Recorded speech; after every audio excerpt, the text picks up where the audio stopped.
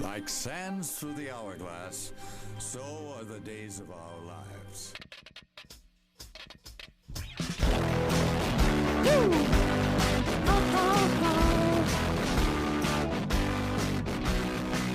I'll take you for a ride on a garbage truck.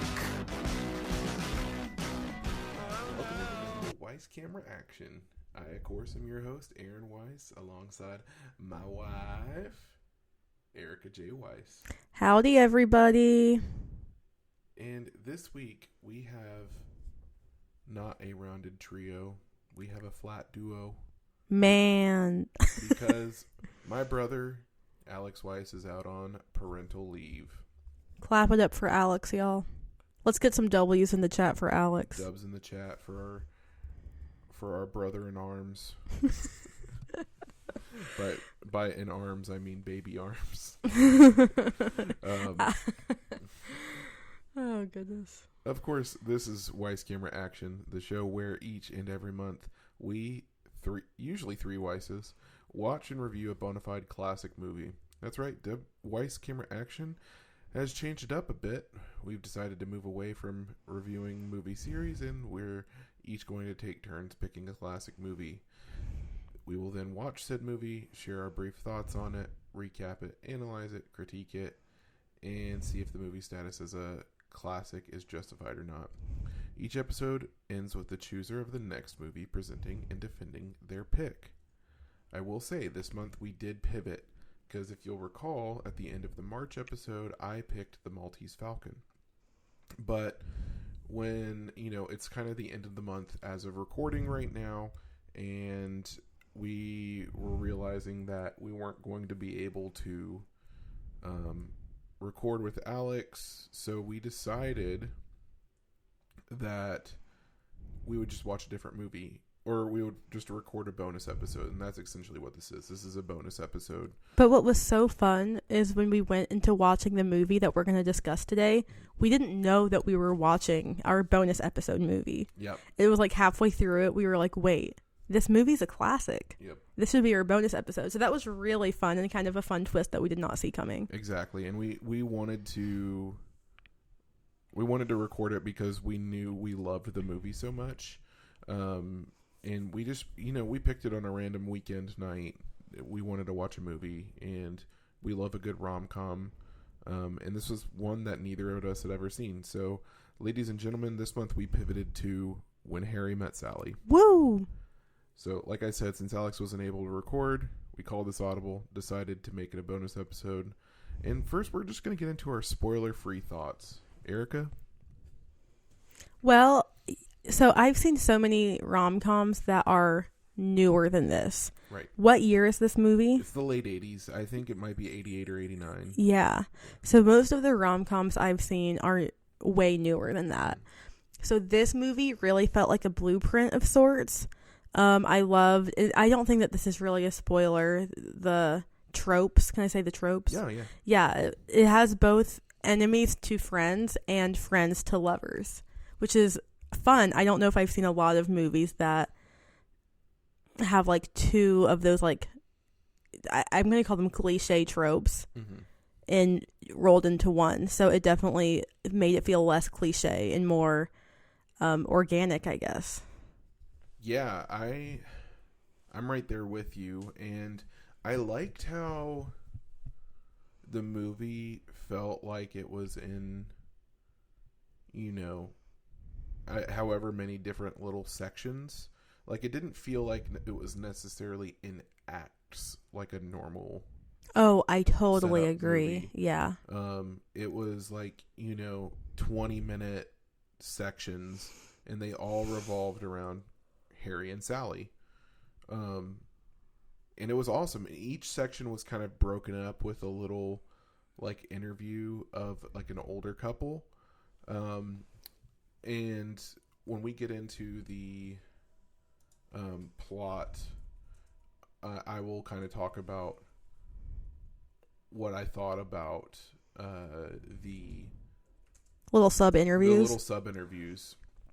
Yeah, they were cute. I won't say too much right now, but basically what it was, they would have these old couples on the screen and say, well, we first met in this year, and this was how we met, and here's our first impression of each other, and here's how quickly we got married after we met. It was basically something along those lines.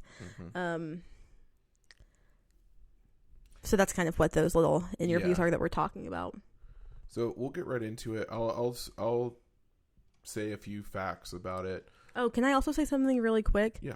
I normally take notes for our movies, and since I did not know that this was going to be a movie that we were recording an episode on, I might not have all my notes on the opening shot of the movie and my notes on Harry Connick Jr. is in it. Oh no, the soundtrack. My fault. Yeah. Anyways, I just might not have all my normal analysis things, so excuse me for that. So, okay. This movie was directed by Rob Reiner, the late, great Rob Reiner. Who tragically lost his life. Earlier this year? Earlier this year? Last year? I don't know. The last year. Within Goodness. the last year. Yeah, for sure. That was horrible. And, something about Rob Reiner is I don't think he made the same genre twice in his, I think all of his movies are different genres. I didn't know that. I mean, you could argue that Princess Bride is still kind of rom-com, but it definitely has the fantasy element too. Yeah. So it feels completely different than When Harry Met Sally. That's a good movie. That is such a good movie. Maybe that'll be another bonus episode later. But Rob Reiner directed, Billy Crystal, Meg Ryan starring, and I found out that Carrie Fisher was in this. I had no idea that Carrie Fisher was in it. Aaron is a huge Carrie Fisher fan. Huge Carrie Fisher fan. Huge box office hit. It was a $16 million movie to make, and it made almost $200 million. Heyo. So huge hit. Came out July 21st, 1989. So, right at the end of the 80s. Summer blockbuster, really. So, the rom-com of the summer for that year.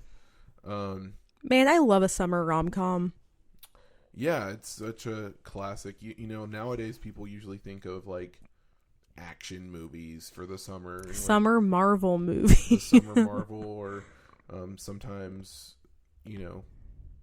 just Jurassic Park, whatever it is. Yeah. But yeah, I mean, we don't really get a summer rom-com anymore. But we'll get right into the plot. Oh, wait, before I do that, actually, in 2022, the film was selected for preservation in the National Film Registry by the Library of Congress as means for being culturally, historically, and aesthetically significant.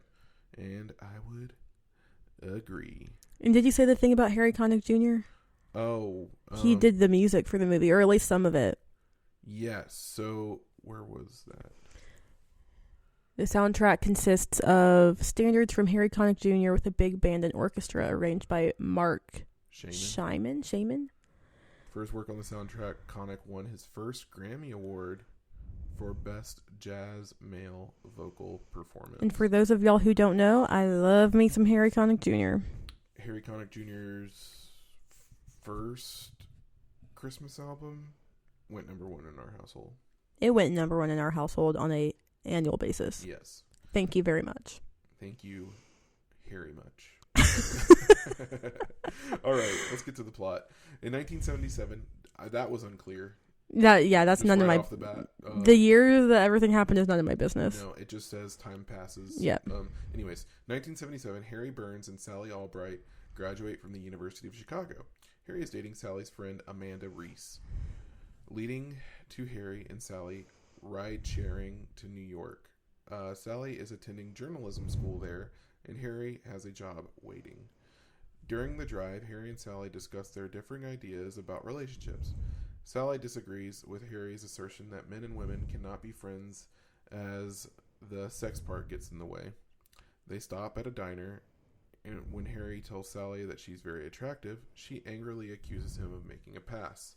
They part company amicably in New York, never intending to see each other again. Amicably is a funny word there. Yeah, that is a funny word there. It's are they so enraged and mad at each other? No. I wouldn't call it amicable where they're like, Right. I think if anything, he's like, she's the one who's like putting her foot down. Like, Mhm. we're not going to be friends. I thought we could be friends in New York together since you were going to be the only person I knew from back in Chicago, but we can't be friends because you're making a pass on me. And he's like, I'm not making a pass on you. We can be friends. And she's like, literally, no, we can't. You just said that we can't because I'm a woman, you're a man, whatever. So I wouldn't really call it amicable, but Yeah. sure, why not? Amicable. Let's go Wikipedia. 5 years later, in 1982, Harry and Sally find themselves on the same flight.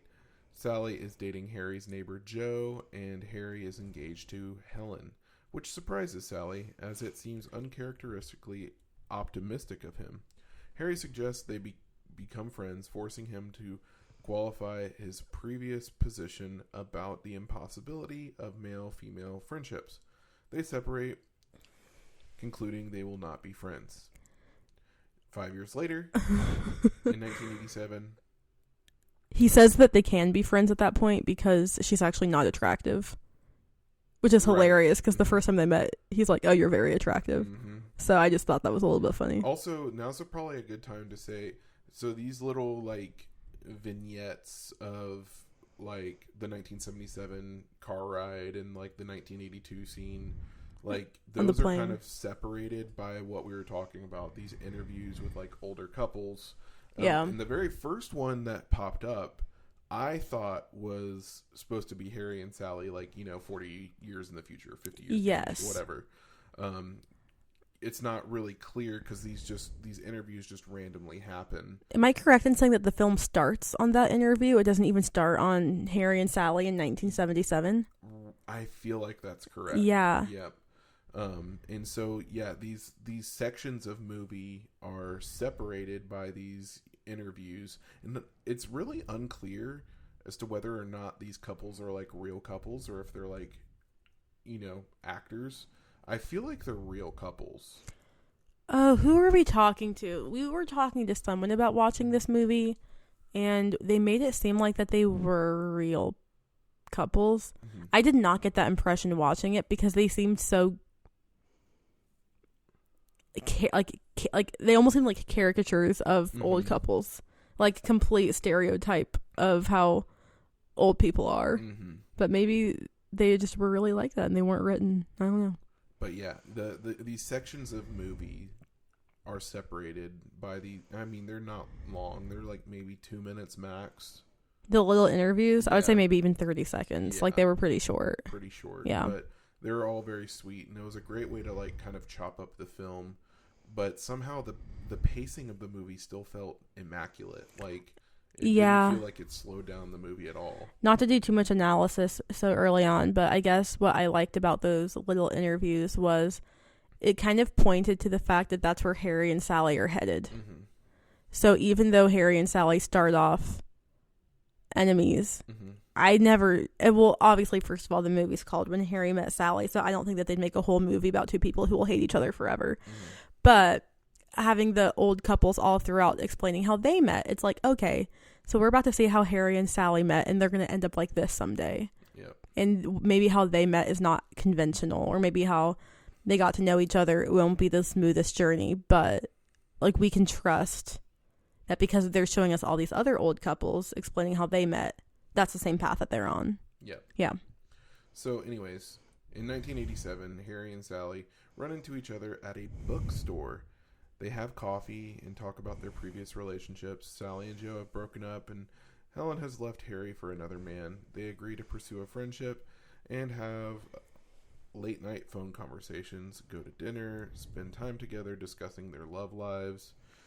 I loved their meeting at the bookstore. Yes. Because at this point, Sally is with her friend Carrie Fisher. I forget Carrie Fisher's name. I forget too.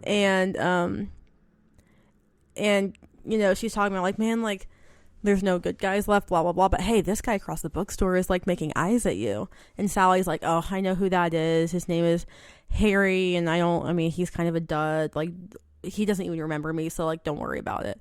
And then 2 seconds later, Harry walks up and is like, Sally Albright, I am so glad to see you, and just like immediately like dives into conversation with her and kind of like takes Sally by surprise. I think Sally is ready for him to still be Like kind of sleazy and annoying, and a jerk for sure.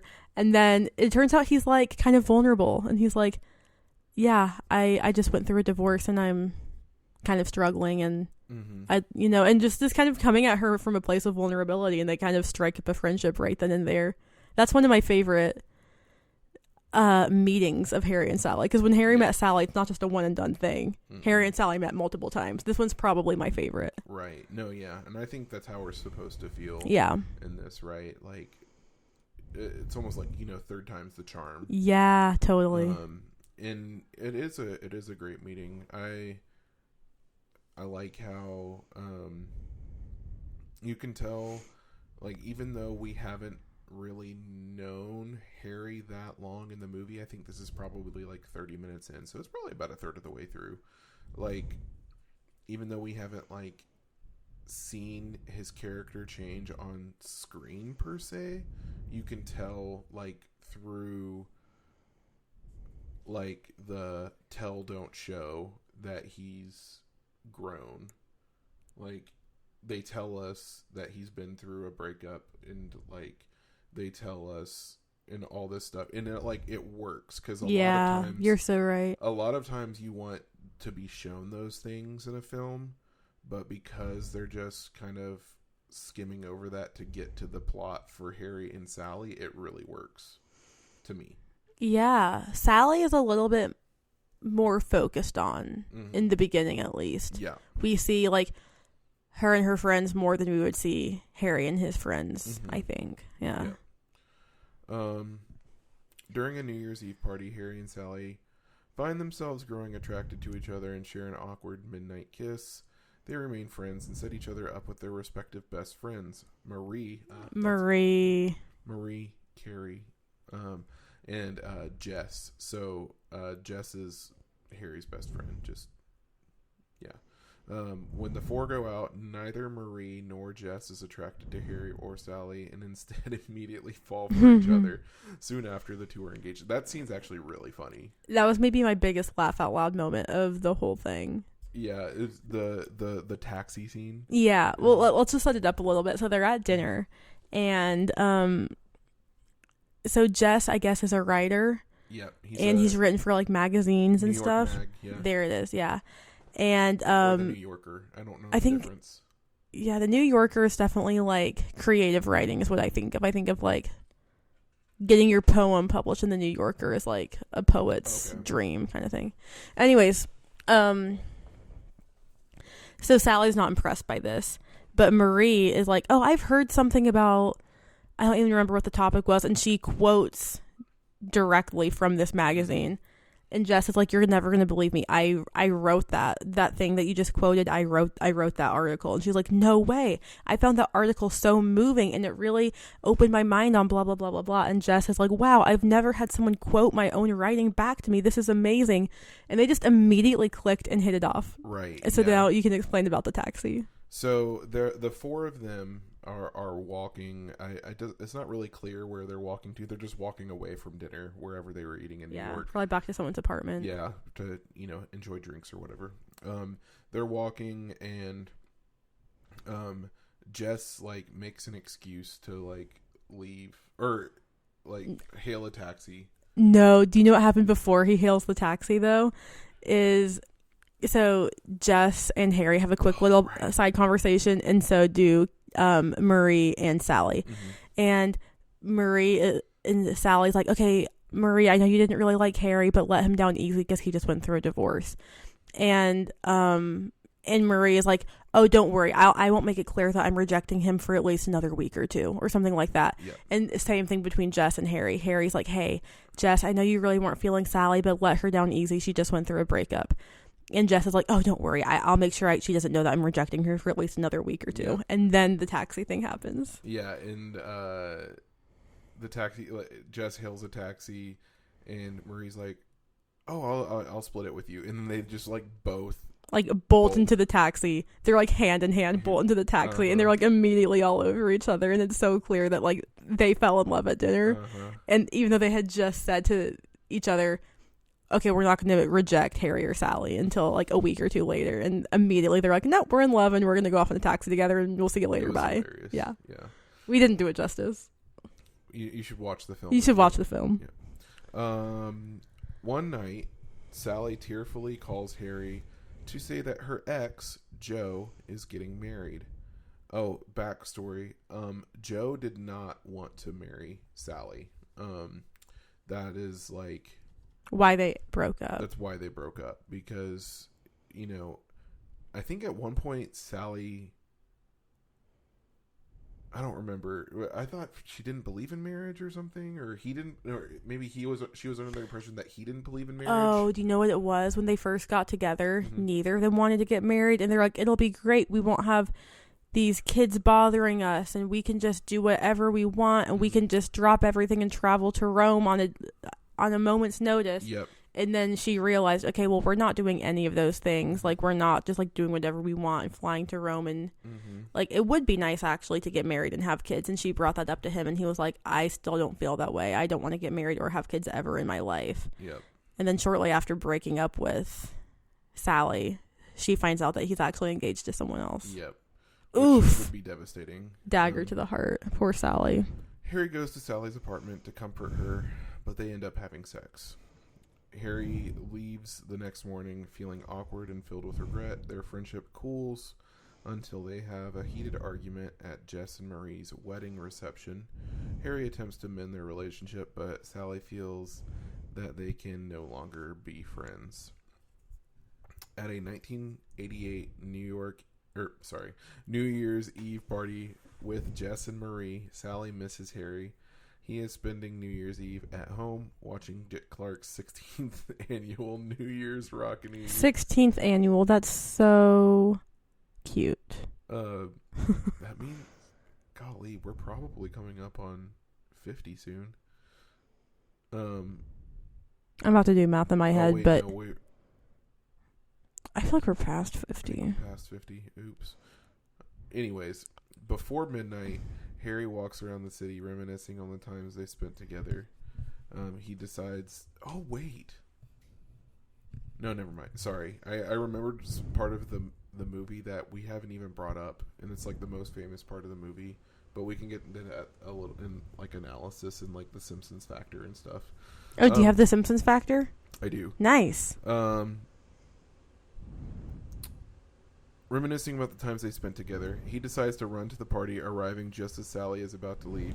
Harry declares his love for her. She claims he is only there because he's lonely, but he proves otherwise by listing the many reasons he loves her.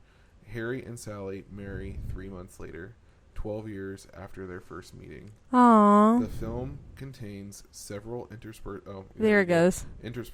segments of older couples discussing how they met. The final couple interviewed before the closing credits is Harry and Sally. Okay. So yeah, not the longest movie in the world. Is like a sweet 95 minutes. And you know what? Like we already said, I really liked it. I really enjoyed it. Each, 20 to 30 minute segment of the movie, and it might not even be that long of segments because there was so many of the interviews interspersed throughout rather. Might have been like 15-minute segments. It was paced so well, and like Erica was saying, like we don't know of an example of a story that had enemies to friends and friends to lovers in one successful story. It might have been attempted other places, but usually when it's enemies to lovers, there might be a little friend stage that lasts like all of 10 minutes before they're like, together. But I feel like in this movie, it truly is. They are just friends for, I kind of feel like, the bulk of the movie. Yeah. And they might be just friends that are like a little bit codependent, a little bit have feelings for each other, a little bit will they, won't they. But it's not like they are a romantic couple. They're not boyfriend, girlfriend until the very, very end. If you were, you could probably separate this movie into traditional 3 acts. And if you were to do that, I think the second act would be the longest part of and that would be their friendship. Like, you're right. The majority of the film is their friendship, but I do think it's probably a solid, I don't know, 40 minutes of the movie, like, in the middle. Like, if you were to... Yeah, but when would we even say that they stopped being friends and they became a couple? It kind of wasn't until that last scene on so maybe New it was Year's. even longer than that. Or you could also consider it the time that Harry came over when she was really upset about Joe and they slept together, that yeah. would be the third act, yeah. Yeah. But it really is hard to give it that traditional 3-act structure because of the way it's filmed. It's not really edited, I should say. a traditionally paced movie, but it works very well. I don't think that I would wish it to be different. Right. This is one of those movies where... So, I've had an appreciation for rom-coms, but even more, like, deeply since Erica and I have been together. And, you know, at least a few times a year, we're just hankering for a good rom-com, a good... Yeah. Just, you know, a good movie watching experience. And I don't know how this movie had never come up for us until I know, yeah. And then you started just rattling off some other rom-coms we've never watched together, at least. Mm-hmm. And yeah, I don't think I'd ever watched it. Yeah. And only to find out. So, Meg Ryan is the co-lead in this. She's Sally, and the writer is Nora Ephron. No relation to Zach. Yeah, spelled different. But she also wrote some of these other movies that I was talking about. You've Got Mail, Sleepless in Seattle.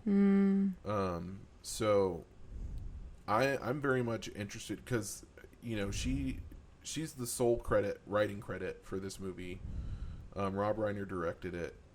I wouldn't be surprised if he had some notes here and there, but I'm very interested in watching Sleepless in Seattle and You've Got Mail. Yeah, I would be really curious too. Because I mean, a lot of the creative power behind the movie is, you know, behind those other movies. Oh yeah. I'd be curious to see it. All right, Erica, what's a little bit more of your analysis? Like, do you have anything else to add for analysis? Yeah, I mean, just trying to think what comes to mind first. Another moment that made me laugh was, so we get shown that first old couple.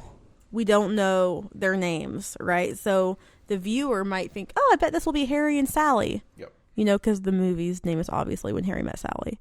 Well, then it cuts to this young person, early 20s, kissing, and who we assume as the viewer is his girlfriend, saying, I'm going to miss you so much.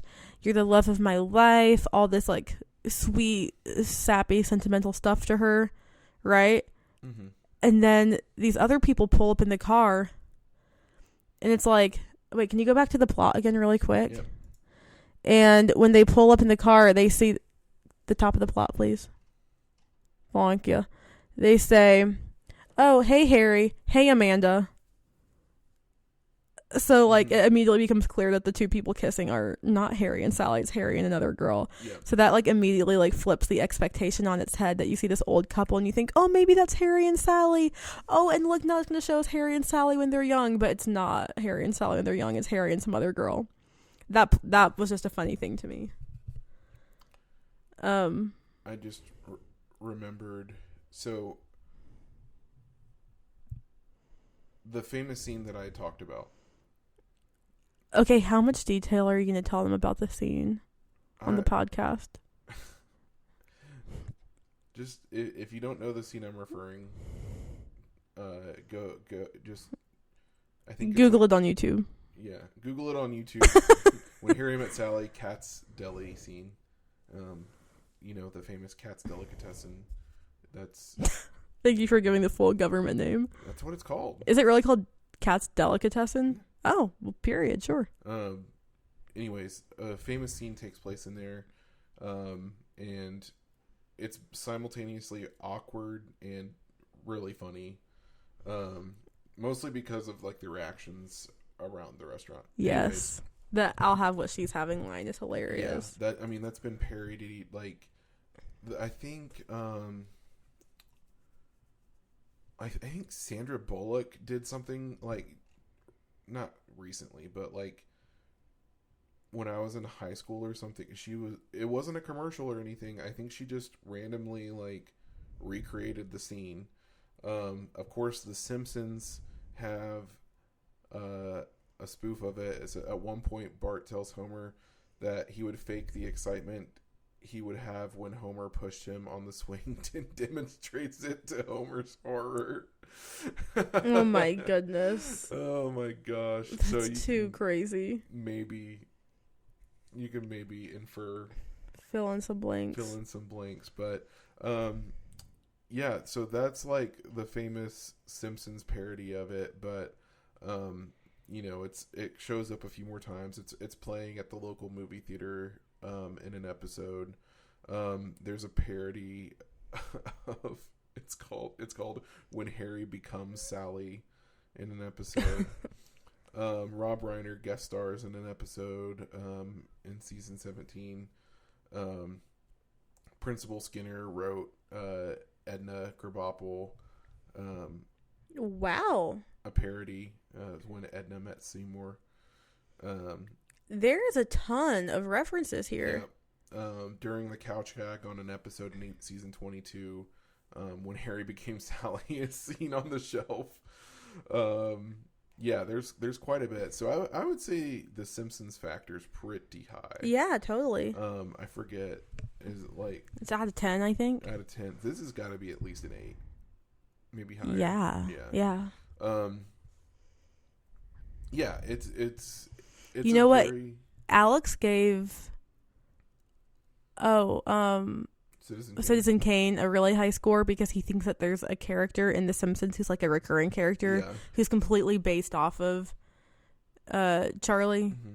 So okay, that considering that, maybe we should give it like a 7. Sure. Yeah, let's give it like a 7. The cultural DNA of this movie, like the groundwork that this movie laid for culture is just incredible. I think characters like Joey from Friends or Barney from How I Met Your Mother were largely based off of Harry and When Harry Met Sally, because I mean, especially kind of Barney, like maybe Barney is a little bit more of a caricature of that, but like these kind of guys that will never settle down with someone,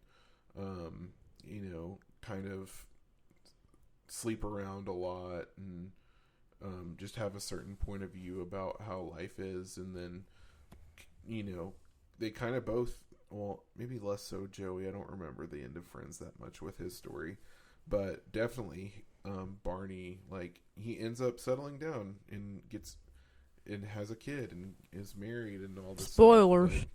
Like, it's spoilers for a 13-year-old show that did not age well. Dang, there's a fly in here. There is, and it's not so fly. It's huge. It's really large.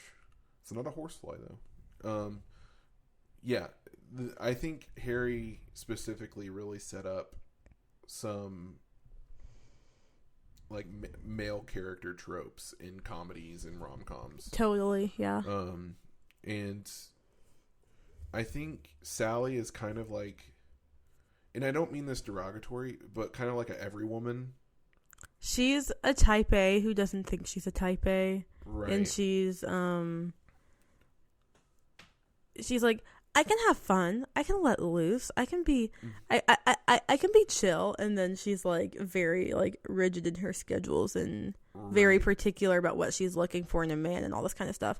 So yeah, she's a little bit more of the blank canvas than Harry is. Harry is definitely more of like a certain kind of guy, and she's a little bit more of a blank canvas, I think. But she still has her own little quirks that make her. Oh, for sure.